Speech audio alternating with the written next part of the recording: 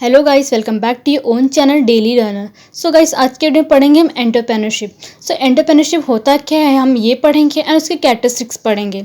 So guys, आपने अगर अभी तक चैनल को सब्सक्राइब नहीं किया है तो आप सब्सक्राइब कर दें। सो अब हम पहले एंटरप्रेन्योरशिप का मीनिंग समझ लेते हैं। सो एंटरप्रेन्योरशिप एक प्रोसेस है जहाँ पे वो सेटअप करता है न्यू बिजनेस ऑर्गेनाइजेशन। सो इस प्रोसेस में उसको न्यू बिजनेस को बिल्ड करना पड़ता है, सेटअप करना पड़ता है। इसके लिए उसको मार्केट के ओपिनियंस भी लेने पड़ते हैं एंड मोबिलाइजिंग करना पड़ता है अवेलेबल रिसोर्सेज को। सो ये था एंटरप्रेन्योरशिप का मीनिंग। अब हम इसके कैरेक्टरिस्टिक्स देख लेते हैं। सो हमारा फर्स्ट कैरेक्टरिस्टिक्स है इनोवेशन। तो गाइस, एंटरप्रेन्योरशिप एक इनोवेटर होता है। जैसे कि मैंने लास्ट वीडियो में बोला था कि एंटरप्रेन्योर एक इनोवेटर होता है। सो वो इंट्रोड्यूस करता है new combinations of various factors of production. So वैसे ही एंटरप्रेन्योरशिप में भी वो new combinations of various factors of production ये इंट्रोड्यूस करता है। फॉर एग्जाम्पल, जैसे कि न्यू प्रोडक्ट मार्केट में आते हैं तो उसके लिए हमको प्रोडक्शन टेक्नोलॉजीज यूज़ करनी पड़ती है। कैसे टेक्नोलॉजी यूज़ करें सो कस्टमर से अट्रैक्ट होंगे, और हमको डिस्कवर करना पड़ता है new source of supply of raw material. और हर एक प्रोडक्ट के लिए हमको न्यू मार्केट ओपन करना पड़ता है फॉर अ स्पेसिफिक प्रोडक्ट के लिए। सो इसीलिए हर बिजनेस ऑर्गेनाइजेशन में ऑपरेशन में इनोवेशन जरूरी रहता है। फॉर एग्जांपल, जैसे कि अभी के टाइम पे जो कंज्यूमर है उनकी जो टेस्ट है वो चेंज होते रहते हैं टाइम टू टाइम। सो इसके लिए एंटरप्रेन्योरशिप ना फोकस करता है, रिसर्च करता है उनके ऊपर, एंड वो डेवलप करता है अपने प्रोडक्ट की गुड्स को जिससे कस्टमर सेटिस्फाई हो और उनके प्रोडक्ट्स को खरीदे। सो इसीलिए इनोवेशन ज़रूरी रहता है हर एक बिजनेस ऑर्गेनाइजेशन में। सो हमारा सेकेंड कैरेक्टरिस्टिक्स है इकोनॉमिक एक्टिविटी। एंटरप्रेन्योरशिप प्रोड्यूस करता है new product for the customer के लिए as per the need. For example, जो एंटरप्रेन्योर होता है प्रोड्यूस करता है न्यू प्रोडक्ट जिससे जो कंज्यूमर है उनकी जो ह्यूमन वांट्स है सेटिस्फाई हो जाएगी। इसके वजह से जो इनके एक्सचेंज में जो उनकी लाइवहुड है वो बेटर हो जाएगी।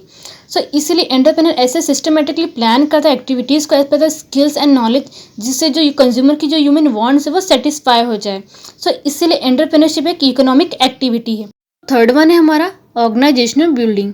सो ये एक एक्टिविटीज़ है जहाँ पे बहुत सारे फैक्टर्स ऑफ प्रोडक्शंस होते हैं, वहाँ पे वो ऑर्गेनाइज होते हैं। सो जो place utility, time utility, form utility है, ये सब जो है कंसीडर किए जाते हैं और कलेक्ट किए जाते हैं under the one roof of new product. So for example, जैसे कि न्यू प्रोडक्ट हम बनाते हैं तो उसके लिए हमको प्लेस यूटिलाइज करना पड़ता है, टाइम यूटिलाइज करना पड़ता है, फॉर्म यूटिलाइज करना पड़ता है फॉर न्यू प्रोडक्ट के लिए। सो इसीलिए ये ऑर्गेनाइजेशन बिल्डिंग ज़रूरी है एंटरप्रेन्योरशिप में। सो फोर्थ कैरेक्टरिस्टिक्स है हमारा क्रिएटिव एक्टिविटी। सो जैसे कि इनोवेशन हर एक बिजनेस में ज़रूरी रहता है फॉर अ बिजनेस ऑर्गेनाइजेशन के लिए, वैसे ही क्रिएटिविटी भी ज़रूरी रहता है हर एक बिजनेस ऑर्गेनाइजेशन के लिए। सो इसीलिए इनोवेशन एक स्ट्रॉन्ग सपोर्ट करता है क्रिएटिविटी को। सो ये इंट्रोड्यूस करता है creativity in producing something new in a big challenge for a entrepreneur.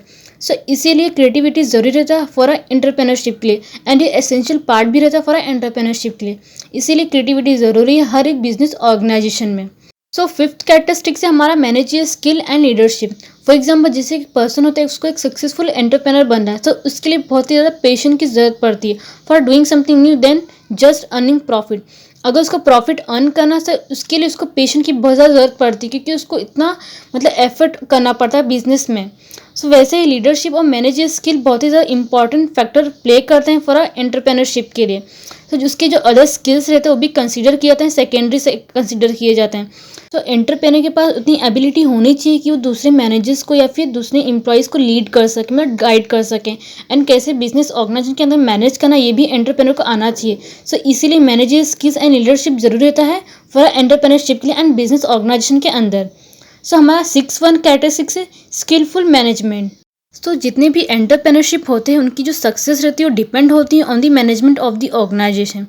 सो अगर एंटरप्रेन्योरशिप बनना है, मतलब एक सक्सेसफुल एंटरप्रेन्योरशिप बनना है, सो आपको प्रोफेशनल एक मैनेजमेंट हैंडल करना पड़ता है ना, आपको स्किल्ड मैनेजर बनना पड़ता है ना, आपको बहुत ही ज़्यादा नॉलेज चाहिए रहता है फॉर एंटरप्रेन्योरशिप के लिए, तभी आप सक्सेस हो पाते हैं बिजनेस ऑर्गेनाइजेशन के अंदर।